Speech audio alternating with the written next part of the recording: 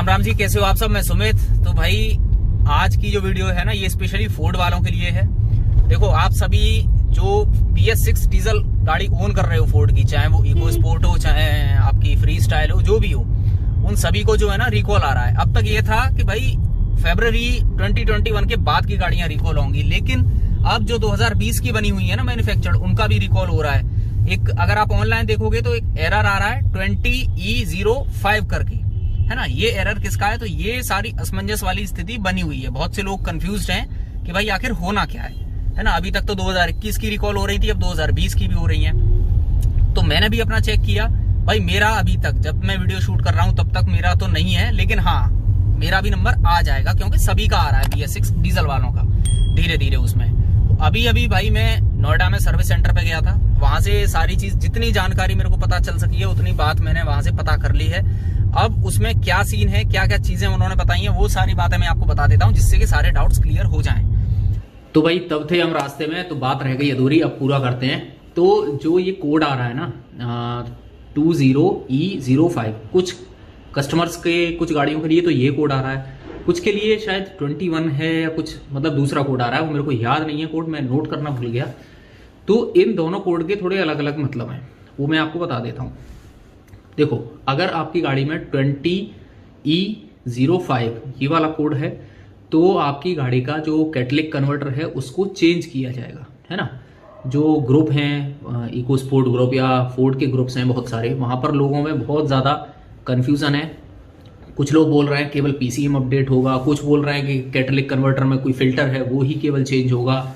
तो आज मैंने ये चीज़ कंफर्म कर ली है सर्विस सेंटर से कि 20E05 अगर कोड है तो उसमें कैटलिक कन्वर्टर चेंज होगा। आप यहाँ देख सकते हो, मैंने वहाँ से स्क्रीनशॉट भी लिया था कि जिन गाड़ियों में ये कोड आया हुआ है वो सिस्टम में, सर्विस सेंटर पे जो सिस्टम है वहाँ पर रेड लाइन उस पर आ रखी है, और कोड के सामने जो है लिखा हुआ है वही सारी चीज़ें लिखी हुई हैं जो कि आपको ऑनलाइन दिखती हैं अगर आप चेक करते हो अपनी गाड़ी के विन नंबर से। और आगे लिखा हुआ आता है नॉट कंप्लीट, मतलब अभी आपने कैटलिक कन्वर्टर चेंज नहीं कराया है। तो आप इसको पहले यहाँ पर देख लो,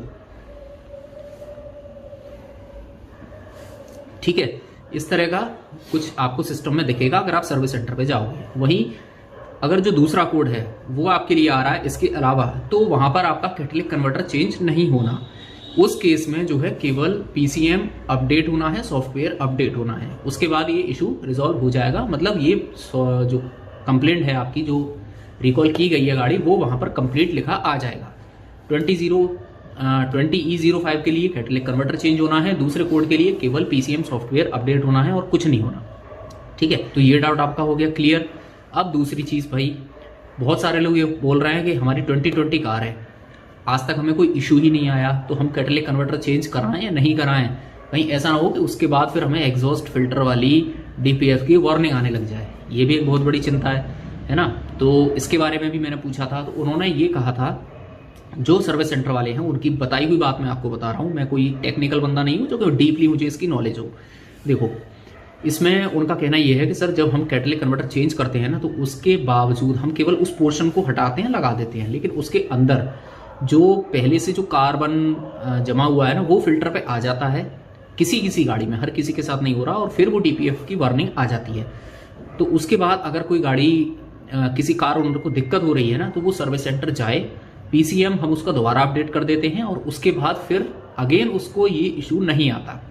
मैक्सिमम एक बार ये इशू आ सकता है जिसके कैटलिक कन्वर्टर के अलावा आगे पीछे अगर कार्बन जमा रह गया है और वो कैटलिक कन्वर्टर पे आ जाता है, तब ये इशू आता है। उसके बाद दोबारा अपडेट कर देते हैं वो उसको, है ना। तो वो उसके हिसाब से पता नहीं क्या सिस्टम अपडेट करते हैं, जो भी अपडेट होता हो, लेकिन उनका कहना यही है कि एक बार दोबारा अपडेट करने के बाद फिर ये समस्या नहीं आती है। तो इस बात से आप टेंशन फ्री रहो कि नया कैटलिक कन्वर्टर लगेगा तो हमें DPF की वार्निंग आएगी। किसी गाड़ी में एक बार वार्निंग आती है, लेकिन दोबारा अपडेट होने के बाद फिर वो वार्निंग वापस नहीं आती।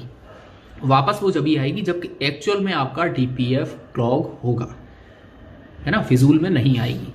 तो ये हैं सारी चीज़ें इस जो रिकॉल की या इस कोड की, जो ये एरर हमारे आपकी गाड़ियों के लिए आ रहा है। मेरे में अभी नहीं आया, लेकिन 2-4 दिन में हो सकता है आज आ जाए या कल आ जाए। आएगा ये सभी BS6 डीजल इंजन के लिए, फोर्ड के लिए, ठीक है। तो अब अगर आपकी गाड़ी का रिकॉल में आ गया है नाम, आपके पास मेल आ गया है या नहीं आया और आपने ऑनलाइन चेक किया है, तो आप भी अपने सर्विस सेंटर पे बात कर लो, कैटलिस्ट कन्वर्टर जैसे ही अवेलेबल हो जाए इसको चेंज करा लो, क्योंकि देखो कराना तो पड़ेगा ही, हम सभी को कराना पड़ेगा, है ना। और उसके बाद अगर आपको लगता है कि भाई वार्निंग आ गई है, तो बिना टेंशन के सर्विस सेंटर जाना, उनसे बोलना भाई मेरा कैटलिस्ट कन्वर्टर चेंज हो गया है, मेरे को ये वार्निंग आ रही है, तो वो आपका पीसीएम जो है अपडेट करके दे देंगे, और उसके बाद फिर ये दिक्कत हम में से किसी को भी शायद नहीं होगी। तो ये थी भाई पूरी जानकारी जो कि मुझे सर्विस सेंटर से मिली है इस एरर कोड के बारे में, डीपीएफ के बारे में, डीपीएफ वार्निंग के बारे में और पीसीएम अपडेट के बारे में। तो अब आप देख लो आपको क्या कराना है। भाई रही बात मेरी, तो मेरा जैसे ही नाम, मेरी गाड़ी का विन नंबर इसमें आएगा तो मैं भी करा ही लूँगा, क्योंकि कराना तो अपने को है ही, आज नहीं कराएंगे कल कराएंगे, ठीक है। हाँ, एक और चीज़, कुछ भाई ये भी असमंजस की स्थिति में है, डाउट में है कि भाई एरर कोड आ गया है, अब हम तुरंत गाड़ी को ले जाएं या ऐसे चला लें थोड़े बहुत दिन, अगर हमारे पास टाइम नहीं है तो उस कंडीशन में आप टेंशन मत लो, महीने में, 15 दिन में, 20 दिन में, जब भी आपको टाइम मिल जाए तब करा लेना। ऐसा ज़रूरी नहीं है कि आज ही मेल आया और कल ही आपको सर्विस सेंटर जाना है, ऐसी कोई जल्दबाजी नहीं है, ठीक है। आराम से तसल्ली से काम खत्म कर लो, अपॉइंटमेंट जब आप पे टाइम हो तब का अपॉइंटमेंट ले लो, पता कर लो उनके पास पार्ट है या नहीं है, उसके हिसाब से अपना टाइम के हिसाब से आप जाके करा सकते हो, कोई बहुत ज़्यादा जल्दी इसकी नहीं है, इससे कोई ज़्यादा फर्क नहीं पड़ रहा, ठीक है। तो यही था आज के लिए भाई, छोटा सा वीडियो, उम्मीद करता हूँ जानकारी आपको पसंद आ गई होगी। तो अगर वीडियो ठीक लग गया हो तो इसको लाइक कर देना, बाकी चैनल को सब्सक्राइब करके बेल आइकन भी जरूर दबा दीजिए। चलिए मिलेंगे जल्दी एक नई वीडियो में, तब तक के लिए जय हिंद, जय भारत।